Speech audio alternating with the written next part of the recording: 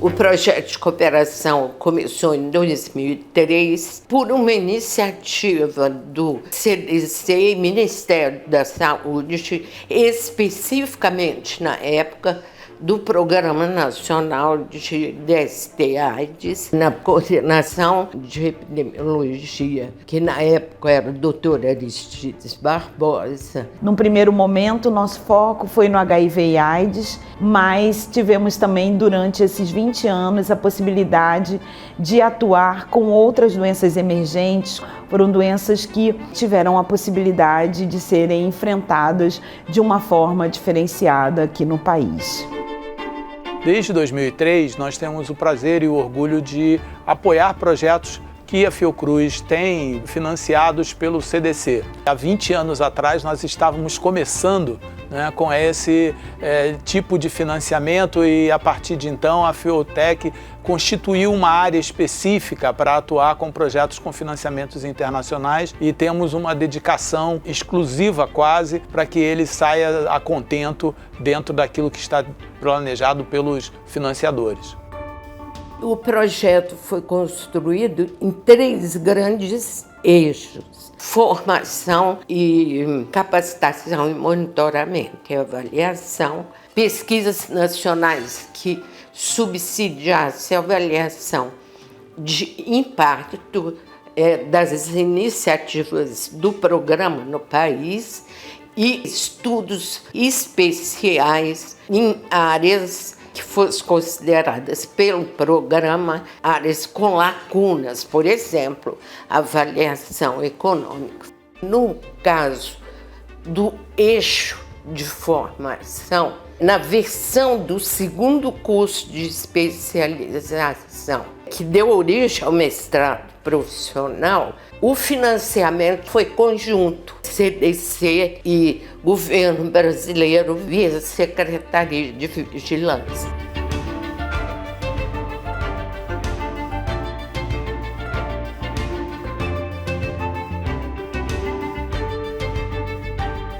A gente mudou de um curso que acho que era 40 horas para um curso que eu acho que era um dia, que pôde ser ofertado via educação à distância para todos os municípios do Brasil. Curso de aperfeiçoamento com oficinas curtas em monitoramento e avaliação, porque essa era a grande área deficiente na época.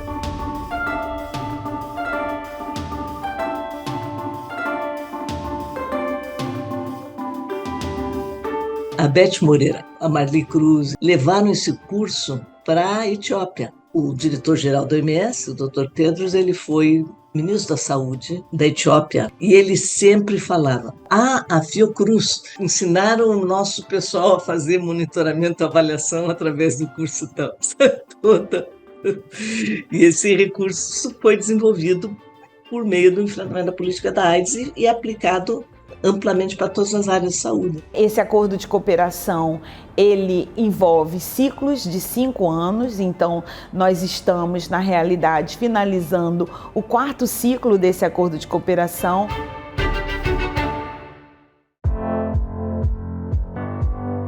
Eu entrei para o CDC nessa época, quando justamente o COAG estava se movendo um pouco mais para a área da implementação, porque antes era só assistência técnica de dar capacitação e de trabalhar no desenvolvimento de políticas. E aí apareceu essa oportunidade de fazer algo que seria direto no campo, de trabalhar com as pessoas. A partir do 3º ciclo do Acordo de Cooperação, nós começamos a trabalhar com um projeto de ciência da implementação, com foco em população-chave. Daí surgiu o projeto A Hora é Agora, em Curitiba, com o objetivo de ampliar o acesso dos homens que fazem sexo com homens, os HSH, à testagem do HIV. E para isso, nós desenvolvemos algumas estratégias. Em 2014, tínhamos aqui uma iniciativa no Instituto Nacional de Infectologia Evandro Chagas, o INE, um teste, um autoteste que naquela época ainda não era realizado no Brasil, uma metodologia inovadora. Nós idealizamos então oferecer esse teste pela internet. Então, O nome do projeto foi A Hora é Agora. Você mandava um pacote para a casa da pessoa, o pacote ia sem nenhuma caracterização de que aquele pacote tinha um kit, né, para fazer testagem de HIV, justamente para evitar estigma, discriminação. Tinha toda a parte de desenvolvimento de material de comunicação, um site e também a intervenção no campo, lugares de pegação, onde a população alvo frequentava. O projeto, desde o início, ele teve um componente de vanguarda muito grande. Quando pouco se falava em autoteste, quando pouco se falava em dar autonomia para o usuário, para que ele pudesse se testar em casa ou no momento que ele se sentisse mais tranquilo, o projeto começou a trazer essa temática. Não tinha ainda, né, no Brasil os autotestes para HIV. Foi o projeto que trouxe essa grande inovação à época, lá em 2014, em Curitiba. E de lá para cá foi como um foguete que decolou. Foi ampliado não só em escopo, mas também em municípios. Hoje ele tem uma atuação muito maior, está dentro de alguns serviços nessas localidades. O alcance também na população é muito maior. Nós também apoiamos uma organização não governamental, o Grupo Dignidade, para que eles pudessem fazer também o teste rápido do HIV na sua sede e, com isso, alcançarmos um número maior de homens que fazem sexo com homens testados. Também apoiamos o COA, que é o Centro de Orientação e Aconselhamento de Curitiba. O COA já fazia testagem, mas nós conseguimos fortalecer o serviço, introduzindo novas tecnologias, como, por exemplo, o CD4 rápido, e também recursos humanos. Então, a gente ampliou a testagem através do autoteste, através do trailer, que foi inovador. Esse trailer ficava na rua, a gente ia até ao encontro nos locais de socialização da população-chave, com a figura do linkador, do educador de par, para que a gente conseguisse buscar mais usuários para se testarem. E, além disso, nós apoiamos o consultório na rua de Curitiba, para que eles pudessem também testar as pessoas em situação de rua. Em 2018, na parceria com a Fundação Oswaldo Cruz, nós inauguramos uma clínica chamada ECOA, que é uma extensão do nosso centro de orientação e acompanhamento com atendimento à noite para uma população que às vezes trabalha e durante o dia não consegue ir numa unidade. Acho que essa foi uma inovação. E todas as capacitações, né? E aí dali a gente aprendeu que tinha que ir mais longe ainda. Não era só estender horário, a gente tinha que chegar mais perto das pessoas, que é o que a gente está fazendo agora com a descentralização para essas periferias, que essas populações, por vergonha, por não transitar, porque a cidade é grande, por dificuldade de acesso, não chegariam se a gente não fosse mais próximo deles. É muito bacana ver os profissionais de saúde engajados e com vontade de fazer melhor, com vontade de fazer acontecer. Essa sinergia que a gente conseguiu imprimir ao projeto e essa cooperação é que é responsável por a gente conseguir alcançar tão bons resultados nos municípios em que a gente atua, né? Quando a gente fala da contribuição do projeto na redução da incidência do HIV em Curitiba, a gente reduziu de 2015 a 2021, queda de novos casos de AIDS foi de 41,9% nos homens e 59% entre as mulheres. E a taxa de infecção também, no mesmo período, 2015 a 2021, uma redução aí de 39% no público masculino e 38% no feminino. Com relação ao tratamento, novas tecnologias garantiram que a gente iniciasse o tratamento imediato. Com o teste do CD4 rápido, com a carga viral rápida, a gente conseguiu iniciar o tratamento antiviral no mesmo dia. Isso, antigamente, a gente demorava em torno de 30 dias para iniciar esse tratamento. Uma das questões importantes que a gente tem trabalhado nos projetos de HIV é o enfrentamento da interrupção do tratamento, né, que acontece com bastante frequência no Brasil. E a gente tem testado, né, diferentes processos que possam ajudar a trazer essas pessoas de volta ao tratamento, que vão desde um provimento maior de acesso aos serviços, com uma abordagem de estigma e discriminação. Lá em 2014, então, foi com Curitiba. E eu posso dizer também, né, com muita alegria, que eu estava perto quando esse projeto chegou a Campo Grande, a Floripa, um pouquinho mais tarde a Porto Alegre e mais recentemente em Fortaleza. Esses 5 municípios, eles foram escolhidos não só pela sua situação epidemiológica relacionada, sobretudo, a esses grupos mais vulnerabilizados, mas também pelas condições dos serviços de saúde que possibilitaram a introdução de inovações que pudessem nos ajudar a garantir não só fazer a prevenção combinada, como também realizar diagnóstico e tratamento o mais imediato possível. Com o passar do tempo, nós fomos ampliando os objetivos e o escopo do projeto. Ampliamos as populações chaves para todas aquelas que são mais vulneráveis à infecção pelo HIV e também para as pessoas de extrema vulnerabilidade social. Iniciamos o projeto em novos municípios e acrescentamos outras estratégias, como a testagem de parceiro Index, a testagem por referência da rede de parceiros. Introduzimos um teste rápido que distingue uma infecção recente de uma infecção de longo prazo. Iniciamos a entrega de medicamentos em casa, apoiamos a Teleprep. Estamos também apoiando a atenção primária dos municípios com a implementação do PAC.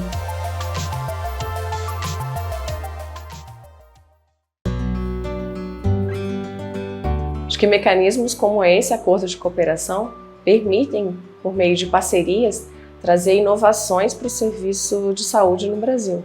E isso inclui desde inovações de processo até inovações tecnológicas, como foi com o teste rápido de HIV, com autoteste, estudos em relação à vacinação para a Covid. As parcerias são de extrema importância para um acordo de cooperação. A parceria INSP, Fiocruz e Fiotec, ela permite essa sinergia, permite essa ligação entre a ciência, a implementação e a gestão. O CDC traz para esse acordo de cooperação tecnologia e inovação. A relação entre o escritório do CDC no Brasil e a Fiocruz é essencial para a implementação dos projetos aqui no Brasil. As pesquisas que são desenvolvidas por meio desse COAG e as ações de provimento de serviço mesmo, de colaboração com os municípios para a oferta de serviços em saúde também acontece por meio desse acordo de cooperação. Também reconhecer e agradecer ao PEPFAR pelo financiamento desde o início, ao longo desses 20 anos do programa de HIV no Brasil. O Ministério da Saúde, por meio principalmente do Departamento de HIV e AIDS, que está conosco também desde o início. O Ministério é um parceiro super estratégico, nos ajuda a definir as prioridades onde nós vamos atuar e também a Secretaria municipais e estaduais de cada município que nós atuamos. No SUS, nós não temos como não construir de forma coletiva e somente o SUS, sozinho, ele não dá conta. Precisamos dar as mãos a parceiros estratégicos que vão trazer inovações, que vão trazer possibilidades de ampliar a atuação e sempre visando a melhoria da qualidade da população, do usuário. A parceria com as ONGs também, eu destaco isso, é importante, porque é um público que a gente precisa saber se comunicar também, saber onde eles estão, como chegar. Agradecer às organizações não governamentais de todos os municípios que nos apoiam, todos os profissionais de saúde, da rede e também todas as pessoas que estão envolvidas direta ou indiretamente. É muito importante esse reconhecimento. O projeto inovou com novas tecnologias de testes rápidos para doenças oportunistas, né? Principalmente tuberculose, que é a doença que mais mata hoje a pessoa vivendo com HIV, a tuberculose. Então, através do TB-LAN, a gente consegue já fazer diagnóstico de TB e a gente já inicia a profilaxia para tuberculose, além das outras profilaxias para criptococose e histoplasmose. Nós apoiamos um estudo que foi realizado em 4 unidades de referência do Rio de Janeiro e em São Paulo para poder avaliar o desempenho do diagnóstico da LAM, usando o algoritmo da Rede Pública Brasileira de Diagnóstico de TB. Também, recentemente, apoiamos a primeira pesquisa nacional de custos de pacientes com tuberculose no Brasil. Essa pesquisa ela foi coordenada pela Universidade Federal do Espírito Santo. O programa de malária ele foi inserido no 2º e no 3º ciclo do Acordo de Cooperação. Foram financiamentos pequenos em comparação ao programa de HIV, mas que permitiram a realização de pesquisas importantes no Acre e em Roraima. Uma delas foi o monitoramento da resistência antimalárica por meio de protocolos in vivo, que ajudam a orientar as decisões sobre as políticas de tratamento. Outro tema discutido dentro dessa cooperação foi a temática das doenças infecciosas que podem gerar emergências de saúde pública, dar resposta a surtos e o fortalecimento dos recursos humanos para a epidemiologia de campo. Hoje, o Brasil dispõe de uma rede de profissionais de epidemiologia de campo, chamada PROEP. Essa ONG ela foi criada, em parte, como resultado dessa cooperação, porque essa cooperação começou a mostrar a importância de agregar esses profissionais de epidemiologia de campo. Então, hoje, o Brasil conta com uma ONG robusta, que já tem mais de 30 mil pessoas nas plataformas de ensino à distância deles, que participa da rede mundial de alerta e resposta. No final de 2015, nós vivenciamos o início da epidemia da infecção pelo Zika vírus. Então, recebemos o desafio de trabalhar com esse agravo desconhecido, mas que era considerado uma emergência de saúde pública de caráter internacional. Esse programa ele foi dividido em 3 áreas. A primeira é uma área de laboratório, a segunda de estudos epidemiológicos e a terceira de controle de vetores. Não havia nenhuma evidência científica se estava conectada a outras enfermidades, se a pessoa que teve dengue tinha mais chance de contrair o Zika, o que causava a transmissão, o que causava a microcefalia nas crianças, como é que afetava as grávidas. O Brasil estava realizando as investigações, mas precisava de apoio internacional naquele momento. E a equipe do Centro de Controle de Doenças dos Estados Unidos participou ativamente dessa investigação e que permitiu a gente identificar a causa da microcefalia, né? Foi um dos estudos que consubstanciou toda a argumentação dessa relação entre o Zika vírus e a microcefalia. A gente estava durante um processo extremamente complexo, grave, com crianças graves, tentando buscar informações para entender principalmente como é que a gente ia acompanhar crianças de uma doença nova. E a gente precisava dar respostas locais para as crianças, para as famílias e para o mundo. Quando veio a colaboração, vieram profissionais de fora, veio a expertise a ponto da gente ter tido contato lá no CDC com a doutora Cynthia Moore, que é uma das maiores cientistas dessa área de defeitos congênitos causados por infecções. Então, nesse projeto, as crianças foram chamadas e foram avaliadas de forma completa no desenvolvimento por pediatras, por neuropediatras, por oftalmologistas, porque a gente queria exatamente entender se dentro das crianças menos graves, que não tinham aparentemente problema, nós encontraríamos também sinalizadores da doença para a gente não deixar parte da população desassistida. Então, o projeto, de fato, ele agregou a capacidade não só humana, mas de equipamentos e de colaboração que nós não conseguiríamos fazer em nível local. Coordenamos um projeto no Brasil que chama o método Volbar, que se chama World Mosquito Program, um programa de 12 países, que começou na Austrália. Eu participei da descoberta de uma bactéria que se chama Wolbachia, que quando está presente no mosquito Aedes aegypti, ela vem a bloquear os vírus que esse mosquito transmitiria.